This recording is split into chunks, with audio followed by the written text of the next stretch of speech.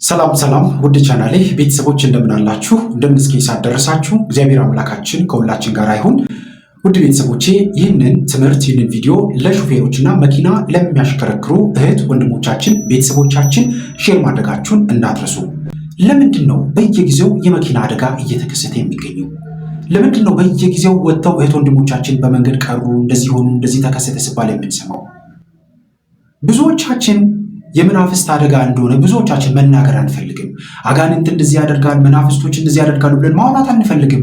አዎ ሞት እኮ አደጋ እንደዚህ ተከሰተ ብላችሁ ከንፈር መጠን ብቻ ማለፍ ነው የምንፈልገው ብዙዎቻችን አይደል? እንደዚህ አይነት ነገር ነው የለመድነው።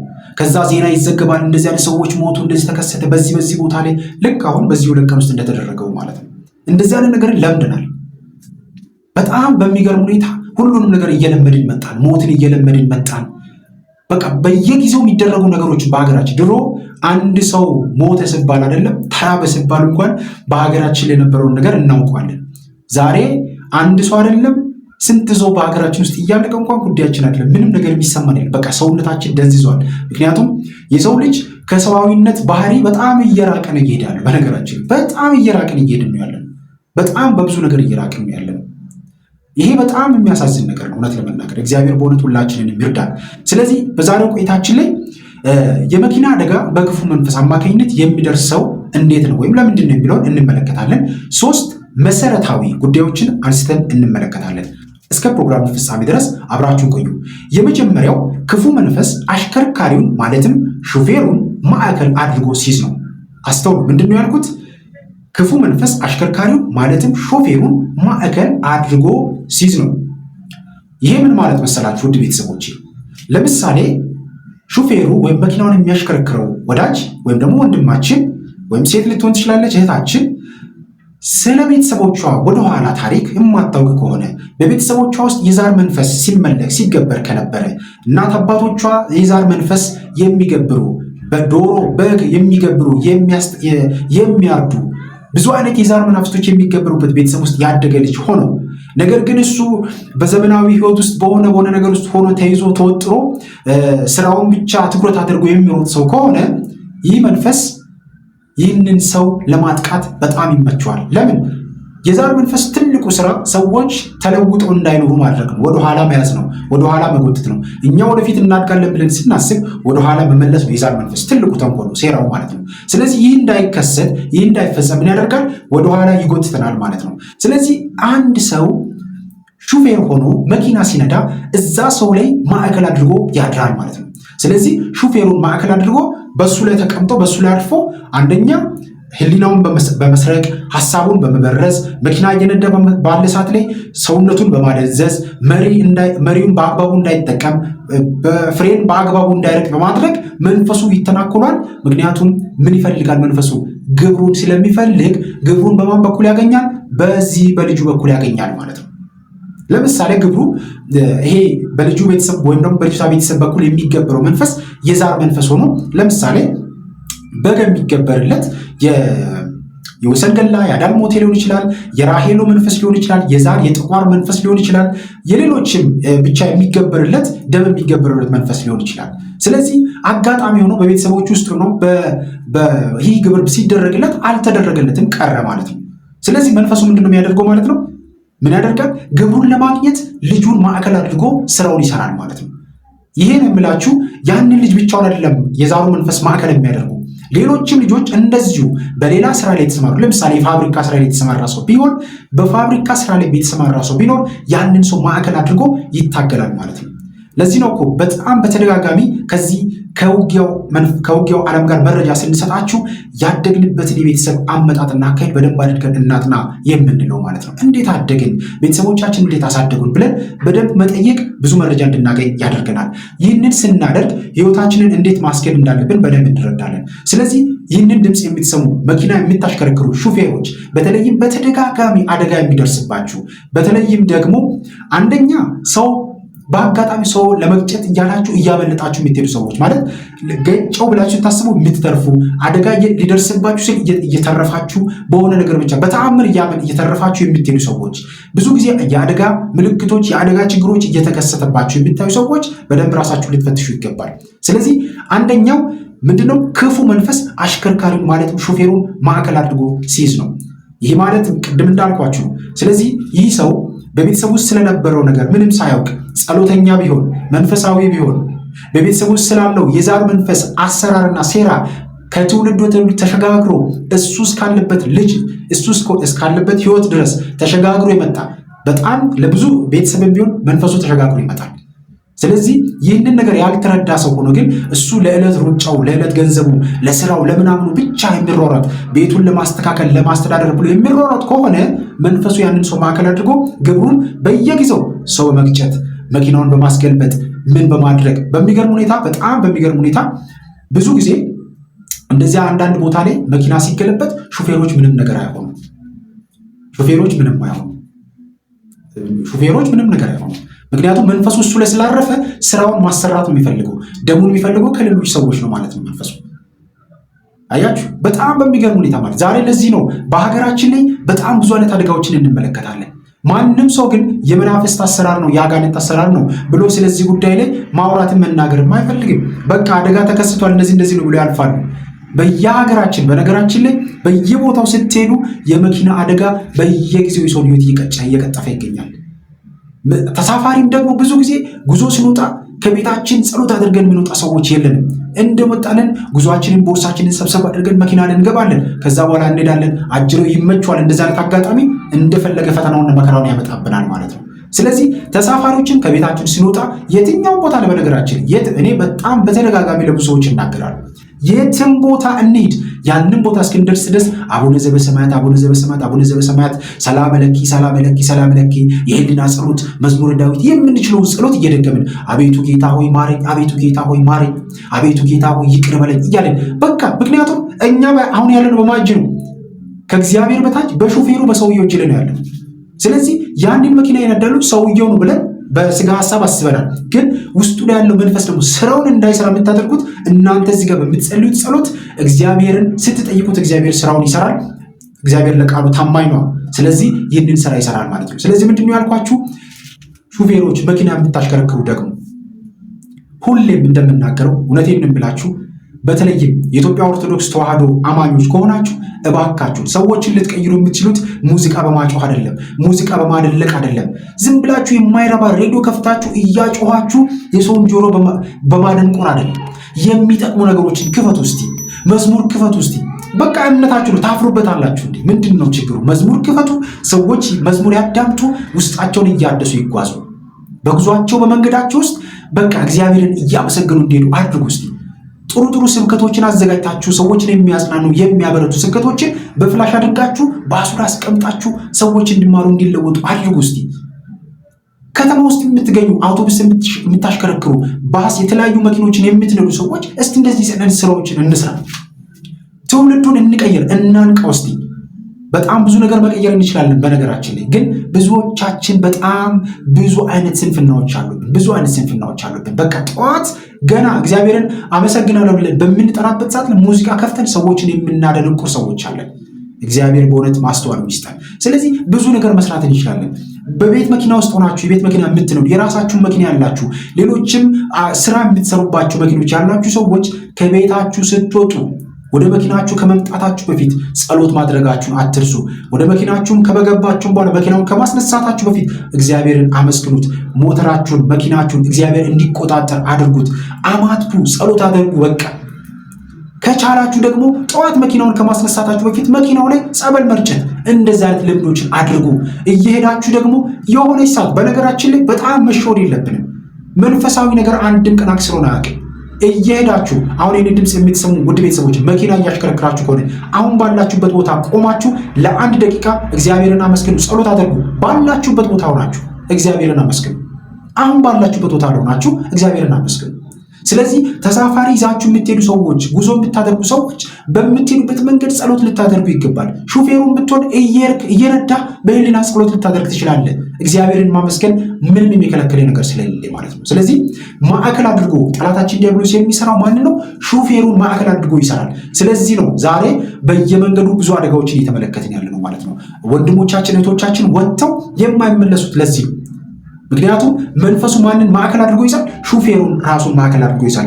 እዚህ አባታችን መልአከ መንክራት የጻፉት አንድ መጽሐፋቸው ላይ በማለዳ መያዝ የሚለው ላይ እንዲህ ይላል። ሹፌሩ የቤተሰብ የዛር መንፈስ ሲኖርበትና በራሱ ገንዘብ ዶሮ፣ ዕጣን፣ ሰንደል፣ ሽቶ ወዘተ እየገዛ በመስጠት መንፈሱን የሚገብርና የሚያስገብር ሆኖ ይቆይና ከጊዜ በኋላ በተለያየ ምክንያት ግብሩን ሲቀንስ ሲዘነጋና ሲያቋርጥ መንፈሱ ተቆጥቶ የመኪና አደጋ በማድረስ ግለሰቡን ይቀጣዋል ይላል። አስተውሉ፣ ይቀጣዋል ይላል። ይቀጣዋል ማለት ሕይወትንም እስከ ማጥፋት ድረስ ይደርሳል ማለት ነው። አሁን በየመንገዱ እንደምንመለከተው ማለት ነው። ስለዚህ አስተውሉ። ቅድም የነገርኳችሁ ልጁ ለምሳሌ መንፈሱ የቤተሰብ ዛሩ መንፈስ በቤተሰብ ውስጥ እንደነበረ እንደሚደረግ ሳያውቅ ነው የነገርኳችሁ። የቤተሰብ ዛር እንደነበር አያውቅም ልጁ። ግን መንፈሱ ግን በውስጥ በኩል ደግሞ ስራውን ይፈልጋል፣ ወይም ቤተሰቦቹ ያንን ግብር ስላስቀሩበት። ይሄኛው ደግሞ ልጁ ለምሳሌ የዛሩን መንፈስ እየገበረ ዕጣን፣ ሰንደል፣ ጫት፣ ሌላም ነገር እየገዛ ዛሩን ይገብር ነበር። ነገር ግን በአጋጣሚ በስራ በምናም ምክንያት እያለ ያንን ግብሩን ሳያደርግ ሲቀር የዛሩ መንፈስ ይናደድና ተናዶ ግብሩን ስለሚፈልግ ምን ያደርጋል? ይቀጣዋል። እንደ ቅጣት አድርጎ ይህንን ነገር ያደርስበታል ማለት ነው። ዛሬም ማስተውሉ ውድ ቤተሰቦቻችን፣ በየመንገዱ ብዙ አይነት አደጋዎችና መከራዎች የደረሱብን ያሉት አንድም የዛሩ መንፈስ በሚቆጣብን ቁጣ፣ የዛሩ መንፈስ በሚያደርስብን መከራ፣ በአጋንንት በመናፍስት ወይም በዛ አካባቢ ላይ በሚደረጉ እዛ ያ ቦታ አሁን ለምሳሌ ጉዳዩ በሚፈጸምበት ቦታ ላይ ደም የሚፈልጉ መናፍስቶች ሲኖሩ መንፈሱ እዛ አካባቢ ላይ ይይዘናል ማለት ነውና እንደዚህ አይነት አካባቢዎች ስላሉ ብዙ አይነት መከራዎችን ወዴታችን ይመጣል ማለት ነው። አስተውሉ። በዚህም የአሽከርካሪው ጦስ የአዙሪት መንፈስ ሆኖ መዘዙ ለተሳፋሪዎቹ በሙሉ ይተርፋል ማለት ነው። የአደጋው ከባድነትና ቀላልነት የሚወሰነው ሾፌሩ መንፈሱን ባስቆጣበት የጥፋት መጠን ልክ ይሆናል። አስተውሉ ውድ ቤተሰቦች። ከዚህ በተቃራኒው ደግሞ ሾፌሩ የዘር መንፈስ እንዳለበት ሳያውቅ ይቀርና በስራውና በኑሮ ላይ ብቻ ሲያተኩር ግብሩን ያላገኘውና ውስጡ የተደበቀው ክፉ መንፈስ በመቆጣት በማሽከርከር ላይ እንዳለ ልቡን ሰውሮ አደጋ ያደርስበታል። አስተውሉ። ቅድም የነገርኳችሁን ነገር አባታችን መልአከ መንክራት በመጽሐፋቸው እንደዚህ ዘርዝረው አስቀምጦታል ማለት ነው። ተመልከቱ ውድ ቤተሰቦች። አሁን ብዙ አደጋዎች የደረሱብን ያሉት እኛ እንደምናስበው ፍሬን ተበጥሶ ነው፣ እንደዚህ ሆኖ ነው፣ እንዲህ ሆኖ ነው። አዎ ሊበጠስ ይችላል፣ ችግር ሊሆን ይችላል። እሱ ይሄን እናውቃለን። ፍሬን ሊበጠስ ይችላል። ግን ቢሃይንድ ከኋላ ስለ መናፍስት አሰራሩ ለምንድን ማውራት ማንፈልግ? ለምንድን ነው እንደዚህ አይነት ነገሮች ላይ ሰዎች ጥንቃቄ እንዲያደርጉ ማናደርገው? ለምንድን መረጃ ማንሰጠው? ስለዚህ ሹፌሮች፣ መኪና የምታሽከርክሩ ቤተሰቦች በጥንቃቄ አዳምጡ። በእውነት ልንነቃ ይገባል። ስለዚህ እንደዚህ አይነት ነገሮች በደንብ መታየት አለበት። መኪናችሁን ከቤት ሲዞቱ ማታ ቤታችሁ እንደገባችሁ መኪናችሁን ዘጋግታችሁ ከገባችሁ በኋላ ጠዋት መኪናችሁን ከማንሳታችሁ በፊት እንዳልኳችሁ መኪናው ላይ ጸበል መርጨት መለማመድ አለባችሁ። መኪናችሁ ውስጥ ጥግ ጥጉ ላይ ስዕል አድኖ ማስቀመጥ መርሳት የለባችሁ። ከቻላችሁ መኪናችሁ ውስጥ መስቀል በደንብ አድርጋችሁ መስቀል። አሁን ብዙ ሰው ለጌጥ ነው የሚያስቀምጠው። መስቀል አይደለም። መስቀል የሆነ ቦታ ላይ መስቀል ማስቀመጥ መቻል አለባችሁ። ሌላ ጠላት እንዲመጣ የሚቃወምላችሁ መኪናችሁን ብቻ አይደለም ሕይወታችሁን፣ ኑሯችሁን ሊቆጣጠር የሚችል የእግዚአብሔር መንፈስ በዛ መኪና ውስጥ እንዲኖር ታደርጋላችሁ ማለት ነው። የቅዱሳን ጥበቃ ከእናንተ ጋር እንዲሆን ማድረግ ስለምትችሉ ማለት ነውና እንደዚህ በደንብ ማየት መረዳት ከሁላችንም ይጠበቃል ውድ ቤተሰቦች። ስለዚህ አያችሁ፣ በዚህ አይነት መንገድ አንዱን ሰው ብቻ እንግዲህ ሹፌሩን ብቻ ማዕከል ያደረገው በሁለት መንገድ ጥቃቱ ይከሰታል ማለት ነው።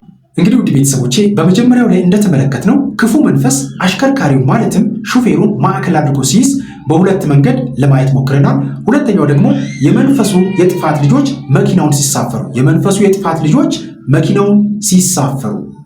ሶስተኛው ደም የለመዱ የሰይጣን መንፈሶች በመኪና መንገዶች ላይ ሰፍነው ሲገኙ ማለት ነው።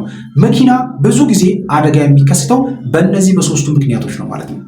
ብዙ ሰው ለመቀበል በጣም ይቸገራል። እንደዚህ አይነት ነገሮችን አጋንንት ነው ሰይጣን ነው እንደዚህ ቀናቸው ነው ማነው? እናንተ ማን ሆናችሁ ነው እንደዛ ብላችሁ የምትናገሩ? ቀናቸው ነው ምናምን የምትሉት። አያችሁ፣ ጠላታችን ዲያብሎስ እኮ ዘወትር እኛን ለማጥፋት ከእግዚአብሔር እቅፍ ለመለየት የማይፈነቅለው ድንጋይ የለም። ማንም ቀኑ ይሄ ነው ተብሎ የተሰጠው ቀን የለም። ስለዚህ ራሳችንን መጠበቅ፣ ራሳችንን መመልከት፣ ህይወታችንን ማየት፣ በክርስትና ህይወታችን ውስጥ ያሉ ድክመቶቻችንን፣ ክፍተቶቻችንን ማስተካከል ከሁላችንም ይጠበቃል። ቅድም እንዳልኳችሁ መኪና ያለን ሰዎች ራሳችንን በደንብ መመልከት ያስፈልጋል። በጣም መጠንቀቅ ያስፈልጋል። አንዳንድ ሰዎች በጣም በተለምዶ ብዙ ጊዜ እንደዚህ አይነት ነገር የገጠማችሁ ሰዎች ራሳችሁን በደንብ መፈተሽ አለባችሁ።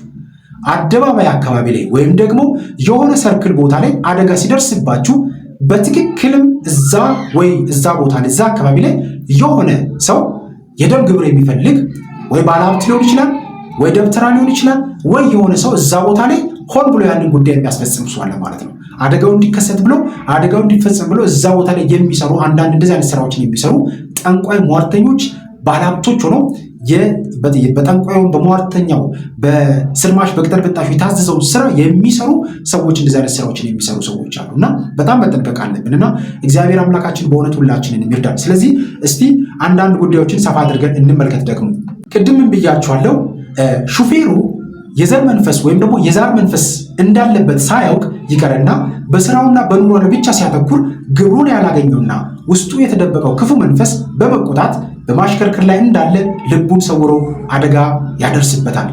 አስተውሉ፣ ያደርስበታል፣ አደጋ ያደርስበታል። በዚህ አደጋ እሱ ብቻ ነው የሚጠቃው፣ ውስጡም ያሉ ሰዎች በሙሉ ይጠቃሉ። አሁን በአጠቃላይ እንደምንመለከተው ማለት ነው። በዚሁ መሰረት የተቆጡት መንፈሶች በሹፌሮቹና በተሳፋሪዎቹ ላይ ከሚያደርሱት አደጋዎች መካከል በዋናነት የሚጠቀሱትን ዘርዝረን እንመልከት። አሁን በአጠቃላይ እስቲ የሚከሰቱ አደጋዎችን እንመልከት። እስቲ ተመልከቱ፣ በሀገራችን ውስጥ ያሉትን አደጋዎች እስቲ እንመልከት። አሁን እዚህ ጋር ያለው ከፍ ብሎ እንደተጠቀሰው ደመለመዱ መናፍስቶች በመንገድ ላይ በመስፈን ደመለመዱ መንፈሶች በመንገድ ላይ በመስፈን በቋምነት መኪና በመገልበጥ ትራፊክ መስለው በመቆም ቀጥታና ኩርባ መንገዶችን አስቶ ገደል ውስጥ በመክተት ከግንብ፣ ከድልድይ፣ ከግንድ፣ ከቆመ መኪና ወይም ከሌላ ግዑዝ አካል ጋር ወዘተ በማጋጨት ሕይወት እንዲጠፋና ደም እንዲፈስ ያደርጋሉ። ቅድምም ብያችኋለሁ፣ ድንገት በመጀመሪያው ሲናገር አንስቼ ነበር። ብዙ ጊዜ አስተውላችሁ ከሆነ አደጋ የሆነ ቦታ ላይ በተመሳሳይ ጊዜ ይከሰታል። አንድ ቦታ ላይ በተደጋጋሚ ይከሰታል። ብዙ ሰዎች አሁን እንደዚህ አይነት ነገሮችን መናገር አይፈልጉም። እኛ ግን እናውቀዋለን። እዛ ቦታ ላይ የዛር ግብር የለመዱ የደም መንፈስ ሲገበርላቸው ለዘመናት ሲታረድ ሲገበር የነበሩ ወይም ደግሞ በምስጢር እዛ አካባቢ ላይ የሆኑ ማህበረሰቦች ወይም ደግሞ የሆኑ ሰዎች እንደዚህ አይነት እንደ ባህል አድርገው እንደ እንትን አድርገው የያዙት እምነት ወይም ደግሞ ስርዓት አለ ማለት ነው፣ ግብር የሚደረግለት። አያችሁ፣ ያ ስርዓት ሲደረግ ሲከናወን ቆይቶ መጨረሻ ላይ ዘመናዊ ነን ምናምን ብለን ስንመጣ ወይ በክርስትና ሕይወታችን ወደ ክርስትና ሕይወት ስንመጣ እነዛን ነገሮች ጥለን አልመጣንም። ስለዚህ ያ መንፈስ ምን ያደርጋል? እዛ ቦታ ላይ ይሰፍራል። እዛ ቦታ ላይ ሰፍሮ ይቀመጣል። ስለዚህ ሰዎች በዛ ቦታ ሲያልፉ ጊዜውንና ሰዓቱን የግብሩን ሰዓት ጠብቆ አደጋው ይከሰታል። ለምሳሌ አሁን በቅርቡ በሲዳማ ክልል የተከሰቱ አደጋዎች ነበሩ። በጌዴኦ ዞን የተደረገው ነበሩ። በኦሮሚያም እንደዚሁ የተደረገ ነበር። አሁን ደግሞ በወላይታ እንደዚሁም ደግሞ በሌሎች ቦታዎች በአማራ ክልል ይደረጋሉ።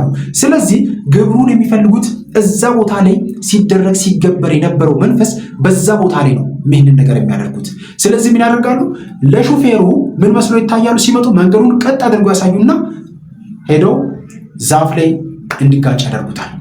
በዚህም ጊዜ ሹፌሮች የጸሎት የስግደት ህይወት ከሌላቸው ለዚህ ነገር የተመቸ ይሆናሉ ማለት ነው። ለዚህ ነው ሹፌሮች መንቃት አለባቸው። በነገራችን ላይ ሹፌር ከእግዚአብሔር በታች ትልቅ ኃላፊነት ያለው ትልቅ ኃላፊነት፣ እሱን ተማምነን ነው ያን ሁሉ ጉዞ የምንጓዘው ማለት ነው። ስለዚህ ሹፌሮች ጫት ከመቃም ከሱሳሱስ ወጥታችሁ እግዚአብሔርን ልታመልኩ ይገባል። በእውነት ነው የሚላችሁ። ይህንን ስላችሁ ወንድማዊ ሀሳቤን ነው የማቀርበው። የማይጠቅሙ ምክንያቱም ጫቱንም የሚያስቅመው ሱስ ውስጥ የሚያስገባው ሰንደሉን፣ ሉባንጃውን፣ ሌላውን ነገር የሚያስባችሁ ራሱ አጋንንቱ ስለሆነ ማለት ነው። ስለዚህ ከዚህ አይነት ነገር ወጥተን መንፈሳዊ ነገራትን እያደረግን ራሳችንን ስናስተካከል አሉ የምንላቸውን ፈተናዎች በሙሉ መሻገር እንችላለን ማለት ነው። ስለዚህ ውድ ቤተሰቦች በደንብ መንቃት አለብን ማለት ነውና በመንገድ ላይ ደም የለመዱ መንፈሶች አድብቶ በመቀመጥ የትራፊክ እንግዲህ ተመልከቱ። በማታ ሌሊት ስትነዱ ለምሳሌ የትራፊክ እንግዲህ ሌሊት ብዙ ጊዜ ላይኖር ይችላል። ግን የትራፊክ ሰው የቆመ ምስል አስመስለው ለትራፊክ የቆማችሁ ወይም ለሆነ ነገር አስመስለው ሌላ ታሪክ ውስጥ ያስገቧቸዋል ማለት ነው። እንደዚሁም ደግሞ የሆነ ነገር ከፊት ለፊታችሁ የቆመ አስመስለው እናንተ እሱን እንትን አደረግን አስመለጥኩን ብላችሁ ሌላ ነገር ስትገቡ ወደ ገደል ወደ ሆነ ነገር ውስጥ እንድትገቡ ያደርጋችኋል። ብዙ አይነት መከራዎችን ወደ ቤታችን እንዲመጣ የሚያደርጉት ደም የለመዱ በየአካባቢያችን ያደፈጡ በየሰፈሮቻችን በየማህበረሰቦቻችን ውስጥ ያደፈጡ የዛር መንፈሶች ናቸው ማለት ነውና ልንነቃ ይገባል። ሹፌሮች በተለይ የጸሎት የስግደት ሰዓታት ጊዜያቶቻችን አመቻችተን በደንብ የምንሰግድ የምንጸልይ፣ በተቻለንም አቅም ደግሞ ከምስጢራት ልንሳተፍ ይገባል። በነገር ምንም የሚያስፈራ ነገር የለም። ምስጢራትን መሳተፍ ያስፈልጋል። ምስጢራትን መሳተፍ ከእናንተ ከስራችሁ ጋር ምንም የሚያጋጭ የሚገናኝ ነገር የለም። ስለዚህ ይህንን ማድረግ ከሁላችንም ይጠበቃል።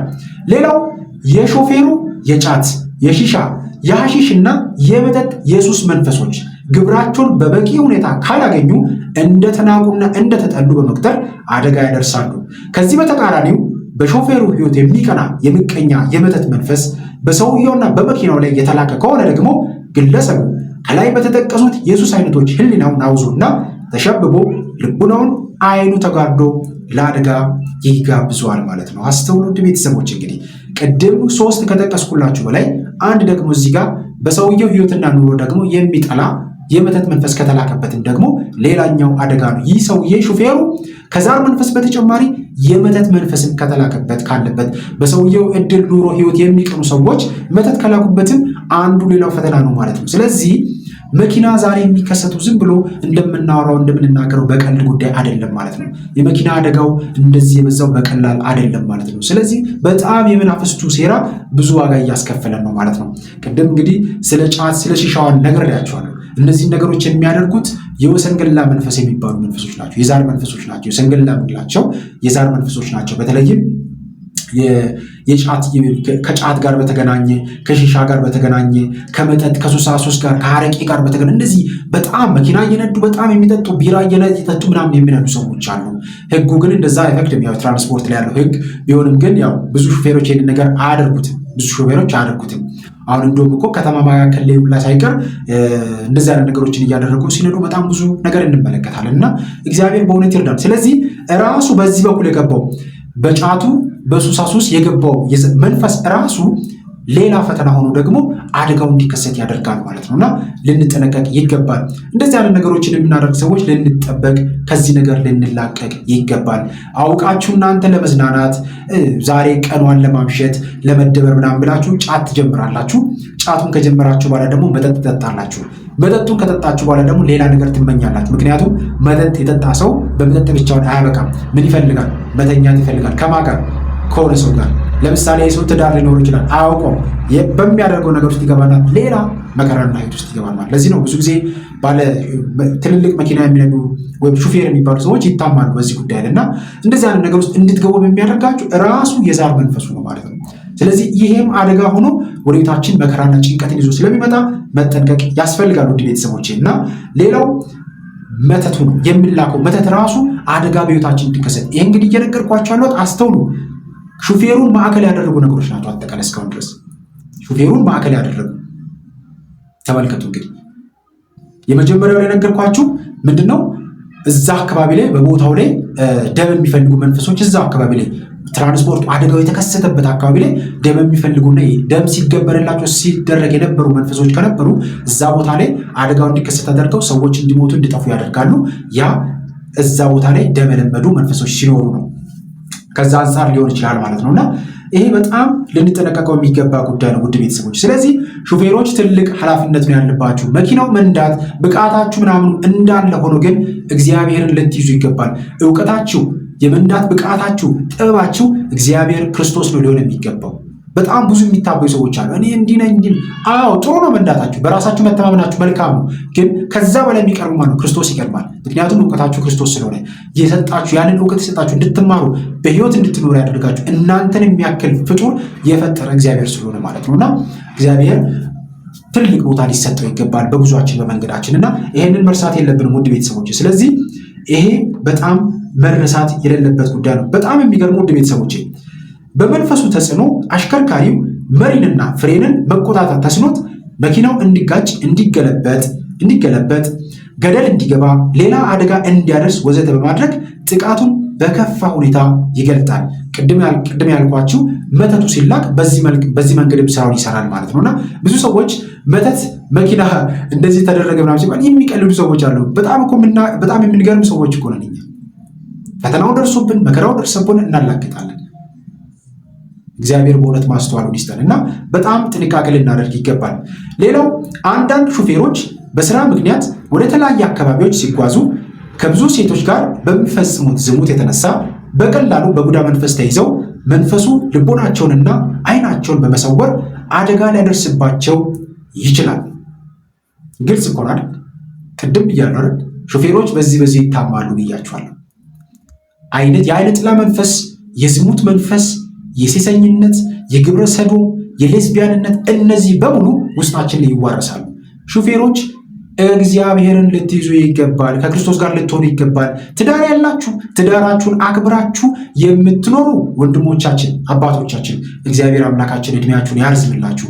አሁንም በዚህ አይነት መንገዶች ተሳስታችሁ ደግሞ የገባችሁትንም እግዚአብሔር አምላካችን ያውጣችሁ። በእውነት ልንነቃ ነው የምንማማረው፣ ራሳችንን ልንለውጥ እንጂ ልንተቻች ልንሰዳደብ አይደለም። ግን ስህተቶች ካሉ አንዳንድ ነገሮች ካሉ ድንገት አንዳንዴ መረጃ ሳናገኝ የምንገባባቸው ነገሮች ይኖራሉ። ትክክል መስሎን የሚገባባቸው ነገሮች ይኖራሉ። ከዛ ውስጥ ለመውጣት ነው ይህንን ቪዲዮ እንዳዘጋጅ ያደረገኝ። ምክንያቱም ብዙ ጊዜ እንደዚህ አይነት ነገሮች ሲነገሩ አንሰማም።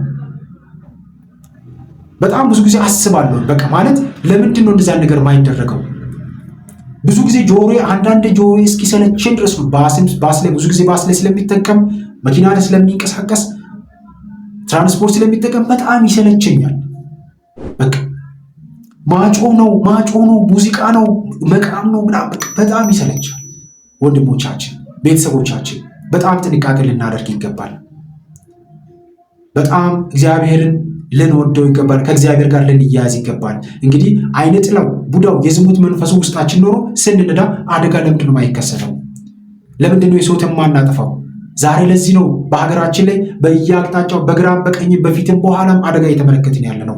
በዛሩ፣ በመተቱ፣ በሟርቱ በእነዚህ ደም በለመዱ የዛር መንፈሶች አማካኝነት ብዙ ዋጋ እየከፈልን እንገኛለን። ነገር ግን የምንጸልይ፣ የምንሰግድ፣ የምንበረከክ ንስሐ እየገባን ቅዱስ ቁርባን የምንቀበል ለምስጢራት ራሳችንን የምናዘጋጅ ከሆነ የትኛውም አደጋ ይምጣ እናልፈዋለን።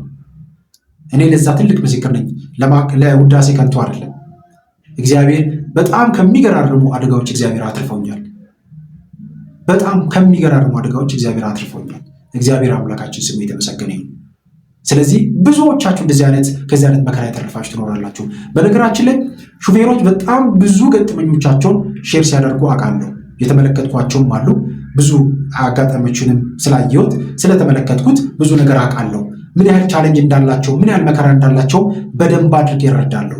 ነገር ግን አሁንም የምናገረው ቢያንሱ እንኳን ብዙ ሰዎችን ማዳን መለወጥ እንችላለን። ብዙ ሰዎችን መቀየር እንችላለን። አንድ ባስ ላይ አንድ መዝሙር የሚከፍት ሰው ስንት ሰዎችን ሊያጽናና ሊያበረታታ ይችላል? አንድ ስብከት አንድ ባስ ላይ የሚከፍት ሰው ስንት ሰዎችን ሊለውጥ ይችላል? ይህ ለሾፌሮች የተላለፈ ትልቅ መልእክት ነው። ውድ ቤተሰቦቼ እግዚአብሔር አምላካችን ጉልበት ይሆናል። በመጀመሪያ ደረጃ ባለቤቱ መኪናውን በሟርትና በስልብና ገንዘብ ከገዛው እንዲሁም የግዢው ግንኙነት ከጠንቋይና ከመተት ጋር የተነካካና የተያያዘ ከሆነ ያ መኪና ለአደጋ የተጋለጠ ይሆናል። ግልጽ ነው አይደል? ውድ ቤተሰቦች አስተውሉ። በደም የተገዛ በሰው ገንዘብ የተገዛ ያለፋንበትን ያልሰራንበትን ሄደን ዋጋ ከፍለን ሰው ገብረን ያመጣነው መኪና ሀብት ከሆነ ያ መኪና ምን ይሰራልናል? እሱም ሰው ያጠፋል ማለት ነው። ድጋሚ ደም ይፈልጋል ማለት ነው።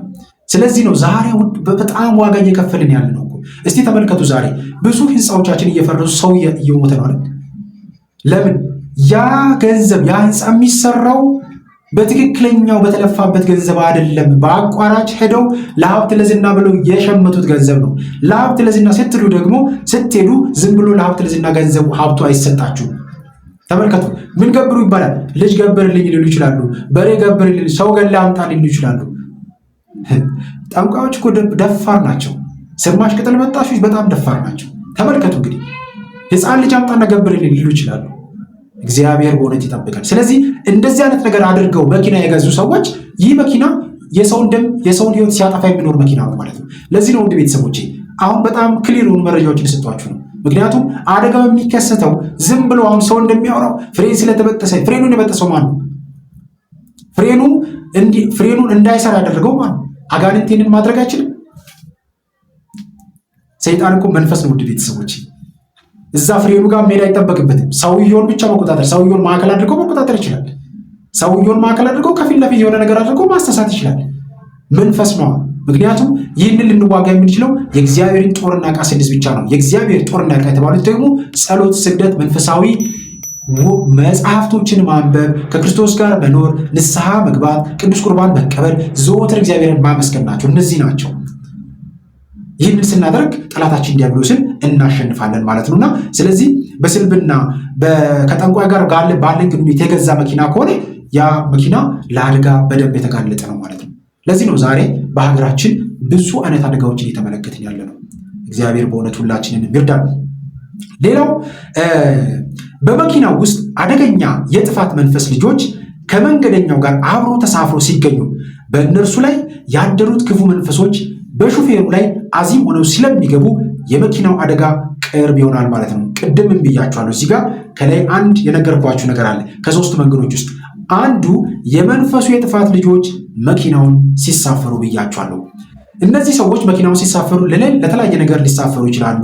ለመዝረፍ፣ ለመስረቅ ብሎ የገቡ ሊሆኑ ይችላሉ። አስተውሉት ቤተሰቦቼ። ስለዚህ የሚያደርጉት ምነው? መኪናውን እንዲቆም አዚም መንፈስ በመልቀቅ ሹፌሩ ላይ አሁንም ሹፌሩን ማዕከል ያደርጋሉ ማለት ነው። ስለዚህ እነዚህ የጥፋት ልጆች መኪናው ላይ ገቡና ሹፌሩ ላይ የአዚም መንፈስ ያደርጉበታል። ሹፌሩ እየነዳ ይተኛል ማለት ነው። እንቅልፍ ይወስደዋል። ስለዚህ መኪናው ይገለበጣል ማለት ነው። ስለዚህ የሰው ሕይወት ይጠፋል ማለት ነው። ዛሬ በየመንገዱ የምንመለከተው ብዙ አደጋ ሰዎች እንደሚያሉት ከሚነገረው ነገር በላይ ከ90% በላይ የሚሆነው የመናፍስት ሴራ ነው። የመናፍስት ሴራና ሴራ ነው። እግዚአብሔር በእውነት ሁላችንንም ያግዘን። ስለዚህ አንዱ የጥፋት ልጆች መኪናውን ሲሳፈሩ ነው ማለት ነውና ከዚህ ለየት ያለው ሌላው ጥቃት ደግሞ አዲስ መኪና ሲገዛ ወይም አገልግሎት እየሰጠ ያለም ቢሆን የመኪናው የሞተር፣ የነዳጅ፣ የኤሌክትሪክ መስመር ወዘተ ላይ የሚያርፉና የሚቀመጥ የምቀኛ የመተት መንፈስ ተልኮበት በክፉ መንፈስ ኃይል አስገዳጅነት ተሽከርካሪው እንዳይንቀሳቀስ ሊያደርገው ሁሉ ይችላሉ። ውድ ቤተሰቦች ይሄ ደግሞ በጣም ከባድ ነው። ተመልከቱ እንግዲህ በጣም ብዙ ሰዎች አዲስ የገዙት መኪና ተበላሽቶ ቤታቸው እህል ማስጫ የሚሆንባቸው ሰዎች አሉ። ብዙ ቤተሰቦች እንደዚህ አይነት ነገሮች የሚገጥማቸው ሰዎች አሉ። በመምህር ትምህርቶች ላይ፣ ቪዲዮዎች ላይ ለብዙ ዘመናት መኪናቸውን ቤት ውስጥ እህል ማስጫ ያደረጉ ሰዎች ብዙ ቦታ ላይ ተመልክተናል። በመጨረሻም ላይ መንፈሱ ሲያዝ መኪናውን እንዳይሰራ ያደረግኩት እኔ ነኝ ብሎ የሚናገረዋል። ሞተር ቤቱን ይዘው ሞተሮች ነዳጅ እንዳይሰጥ እያንዳንዱ ተቀጣጣይ የሚባሉትን የመኪናውን ክፍሎች በሙሉ እንዳይሰራ አድርገው መኪናውን ቤት ውስጥ እንደ ሙዚየም እንዲቀመጥ የሚያደርጉ መናፍስቶች አሉ። ስለዚህ መንቃት ያስፈልጋል። አሁን ዝም ብለን የምንቀመጥበት ዘመን ላይ አይደለም ያለን። ውድ ቤተሰቦቼ ማንኛውንም ዕቃ ስንገዛ አንደኛ ዕቃ ወይም መኪና ማንኛውንም ነገር ቤታችን ተሽከርካሪ ገዝተን ስንመጣ የንስሐ አባት ወይም ካህን ጠርተን ቤት አምተን ካህኑ ቤታችንን እንዲባርኩ፣ ግቢያችንን እንዲባርኩ፣ እኛን እንዲባርኩ፣ ሕይወታችንን ቤታችን ውስጥ ያለው ነገር እንዲባርኩና ድርሳነ ሚካኤል፣ ድርሳን ሩፋኤል በተለይም የቅዱስ ሩፋኤልን ድርሳን፣ የቅዱስ ሩፋኤልን መልካ እንዲጸልዩልን ማድረግ በደንብ ያስፈልጋል።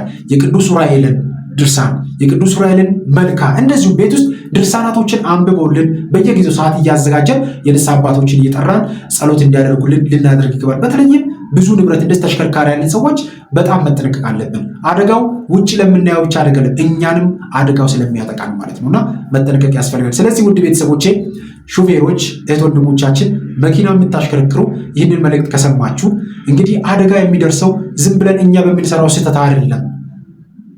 ስህተቱን እንድንሰራ የሚያደርገን በውስጣችን ያለው የዛር መንፈስ ሊሆን ይችላል።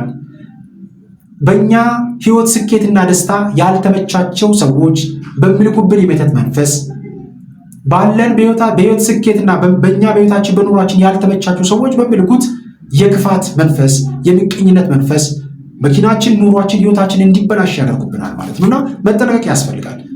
ጉዟችን በሙሉ በመንፈሳዊ ሕይወት የተቃኘ ካልሆነ ብዙ ዋጋ እንከፍላለን። እግዚአብሔር አምላካችን በእውነት ሁላችንንም ያግዘን ይርዳን።